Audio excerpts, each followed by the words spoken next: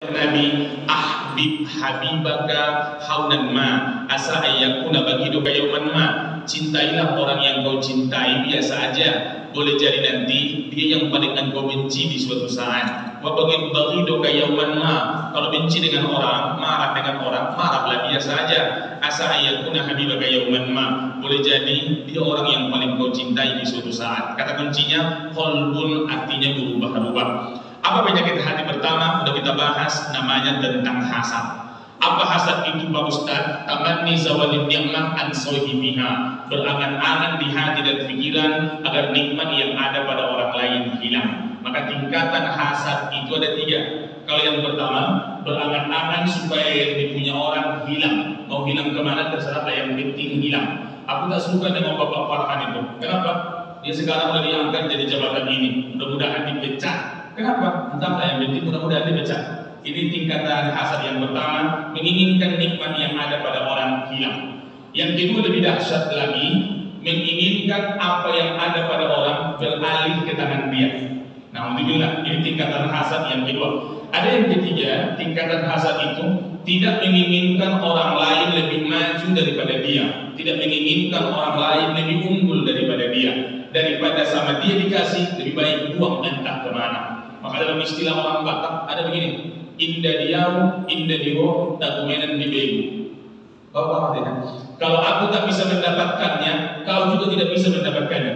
Lebih baik kita kasih ke hantu sekalian. Apa maksudnya Pak Ustaz? Suatu saat ada orang datang ke rumah saya, Pak Andi, iya. Ada nggak tahu tukang di sini? Tukang apa? Tukang rumah. Saya bangun rumah di Padang, anggaran 1,3 miliar. Kata saya, di sini ada tukang. Yang banyak di sini tukang jualan es krim. Padahal tetangga yang di samping itu pemborong. Tapi karena hasad sudah bersarang, terbayang kalau proyek 1,3 nanti dapat keuntungan 400 juta, dibelinya mobil HRV, dipanaskannya pagi-pagi, hatiku pula yang panas. Jadi seorang si pada hasad tidak mau orang lain lebih unggul daripada dia. Alhamdulillah, ini tingkatannya. Poin kedua tentang hasad, sama siapa kita berpotensi hasad? Bapak Ibu, hasad itu berpotensi di hati kita, tak mungkin ke orang jauh, selalu ke orang dekat. Bisa dekat karena profesi, bisa dekat karena jarak, bisa dekat karena hubungan darah. Secara profesi, saya sebagai ustaz tak mungkin berhasad kepada bapak yang pengusaha. Ustaz itu hasad sama siapa? Sama ustaz-ustaz yang lain juga. Kalau bapak ingin melihat ustaz itu hasad atau tidak, puji ustaz yang lain di samping dia. Kalau ditambahnya pujian itu sehat hatinya. Tapi kalau dipatahkannya pujian kita, itu bermasalah hatinya. Pak Andi, iya. Kemarin kami mengundang ustaz ke sini, namanya Ustaz Subhan. Orangnya cerdas, hafalannya bagus, penyampaiannya mantap, orangnya lama. Kata saya, itu ngomong doang yang pandai ustaz itu. Sama bininya dia kasar, anaknya telantarkan, mertuanya durhaka. Itu bertanda ada yang sakit di hatinya ketika tak sanggup mendengarkan pujian orang lain kepada orang yang satu profesi dengan dia. Kepada orang dekat karena profesi, kepada orang dekat karena hubungan darah. Bisa nggak sifat hasad itu ada? Jangankan ke sepupu, ke saudara bisa itu terjadi. Pembunuhan pertama di dunia itu terjadi karena hasad. Siapa yang bunuh? Saudaranya kan?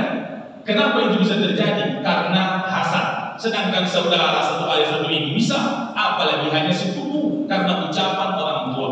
Apa kata orang tuanya masing-masing? Orang tua si A dengan orang tua si B, mereka ipar-iparan. Tapi karena saling membanggakan, apa kata dia sama adik iparnya? Anakku kuliah di mana? Gak kuliah. Anakku alhamdulillah semester 7 di UGM. Sekarang udah kerja di sampingan. Gaji sampingan itu 7 juta. Mendengar itu, ada iparnya diam. Tapi pas pulang ke rumah, langsung dia ngomong sama anaknya, coba kamu itu hasil buku Syandi. Dia udah kerja, tak baca kodok, tidur terus kerjaan di rumah ini. Anak ini kan mungkin marah sama ibunya. Sama siapa dia akan menjengkel? Sama orang yang dibanggakan tadi. Tanpa dia sadar, dia sedang menanamkan syarat rasa iri di hati anaknya kepada saudara sepupunya yang lain. Maksudnya bapak, kepada kita, jangan membandingkan anak dengan anak orang lain. Apalagi membandingkan dia dengan sepupunya sendiri, akan melahirkan sifat hasad. Maka dalam istilah orang, wongkongen kok dibanding-banding ke, saing-saing ke, dia mesti kalah. Jadi poinnya sama siapa orang berpotensi hasad? Sama orang-orang terdekat, baik karena hubungan darah, atau karena tetangga, karena jarak, atau karena hubungan darah, karena saudara. Poin ketiga tentang hasad. Apa penyebab hasad, Pak Ustaz? Pertama, tidak paham dengan konsep rezeki, itulah yang membuat hasad di hati seseorang. Nama suratnya Bapak cek, namanya Saba, urutan surat 34, nomor ayat yang ke-39. Kul, katakanlah wahai Nabi Muhammad, innallaha yabsutur rizqa liman yasha'u min ibadihi wa yaqdiru lahu. Sesungguhnya Allah lah yang melapangkan rezeki seseorang, Allah yang menyempitkan rezeki seseorang, Allah yang menentukan kadar rezeki seseorang. Kalau paham dengan ayat ini, insya Allah rasa hasad, iri dengki akan menjauh dari hati kita. Allah yang melapangkan, Allah yang menyempitkan, Allah juga yang memberikan dia rezeki ini. Apa rezeki ini, Pak Ustaz? Dua. Pertama, kita dapatkan. Yang kedua, kita manfaatkan. Itu dari rezeki. Bapak tanggal 1 gajian, rezeki itu tidak? Belum, baru didapatkan. Belum tentu kita yang memanfaatkan. Bisa saja seorang ayah yang mendapatkan, anak yang memanfaatkan untuk biaya kuliah. Bisa saja seorang suami yang mendapatkan, istri yang memanfaatkan untuk shopping dan lain sebagainya. Jadi baru disebut rezeki, kita dapatkan dan kita manfaatkan. Tanamkan di hati, Allah yang menentukan rezeki, yang melapangkan, yang menyempitkan, yang menentukan kadar. Kalau itu tidak rezeki, sudah di mulut, tak jadi masuk ke mulut. Bakwan itu sudah di mulut ibu, cuma dikagetin orang dari belakang, jatuh. Karena orang ramai, baru dia ngambilnya. Cuma kalau sendiri, belum 5 menit kita lihat. Jadi tidak rezeki. Tapi kalau memang rezeki, walau jauh sekalipun bisa kita dapatkan. Contoh, satu saat saya belajar ke pasar bawah. Abang, temannya aku belanja, kata istri. Oke. Ketika sampai di sana, terlalu lama dia nawar, pusing saya pergi entah kemana. Pas sampai di satu tempat, saya tengok di situ ada udang galak besar. Bu, berapa 1 kilo ini? Kata dia, mahal. Berapa mahalnya? Jangan pikir bisa tidak sanggup. Berapa 1 kilo? 150.000. Bapak berapa kilo? Enggak. Tapi itu sudah rezeki saya. Ada caranya biar didapatkan. Jam 10 pagi ada anggota dewan Pekanbaru telepon. Assalamualaikum Ustaz. Waalaikumsalam. Bisa nggak ceramah nanti di rumah jam 2? Oke.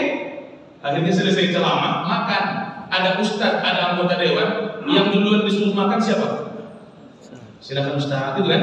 Pas makan, saya nampak udang galah ada di situ. Cerita ini hanya fiktif belaka. Apabila ada kesamaan nama tokoh dan tempat, itu hanya kebetulan dan pada unsur kesengajaan. Poinnya itu rezeki saya melalui bapak anggota dewan yang tadi. Poinnya pahami konsep rezeki biar hati kita bersih daripada hasad. Apa penyebab kedua daripada hasad? Kurang rasa bersyukur yang ada di jiwa. Nabi mengajarkan kita bapak supaya bisa bersyukur. Diberikan tipsnya. Wa an anzura ila man asfala minni la anzura ila man fawqi. Pandanglah orang yang di bawahmu dalam hal duniawi, maka hatimu akan bersyukur. Engkau mendolak memperhatikan melihat yang di atas, maka hatimu akan merasa kekurangan.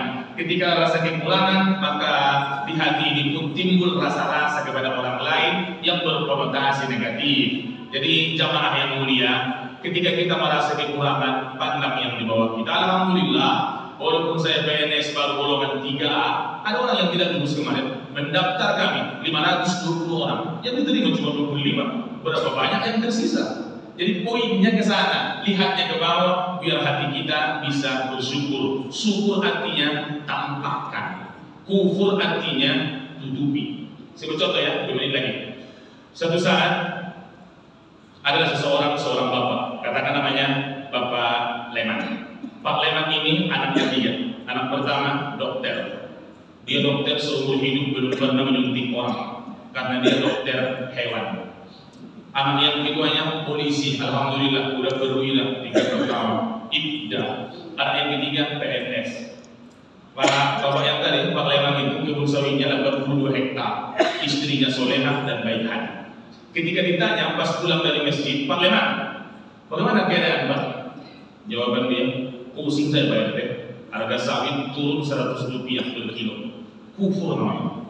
Nikmat Allah begitu banyak sama dia. Anak tiga-tiganya menjadi kebun sawit luas, istri baik. Tapi ketika ditanya keadaan hidup, seolah nikmat yang banyak ini tertutupi, yang ada hanya keluhan yang secuil tadi.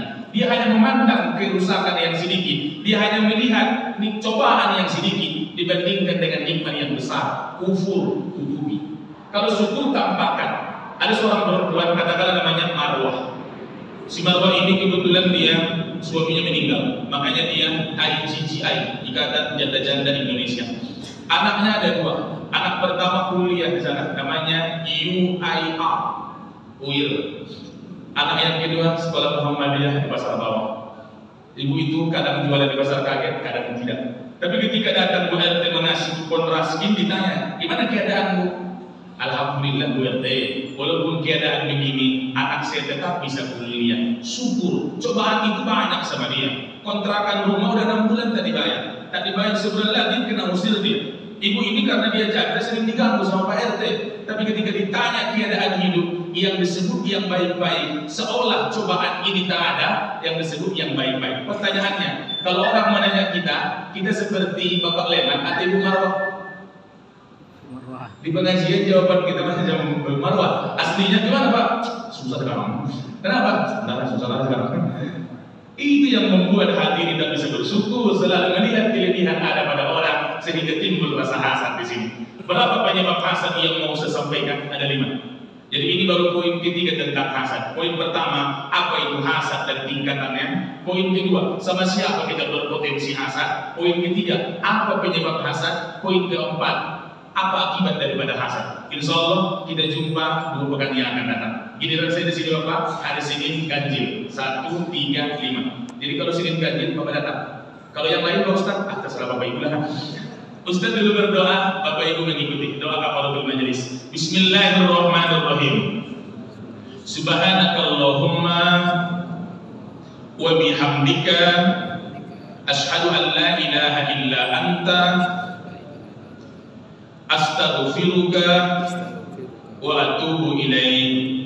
Walhamdulillahirabbil alamin. Terima kasih Bapak Ibu, walaupun cuma 16 menit tapi insyaallah tajam, aktual dan terpercaya. Terima kasih. Assalamualaikum warahmatullahi wabarakatuh.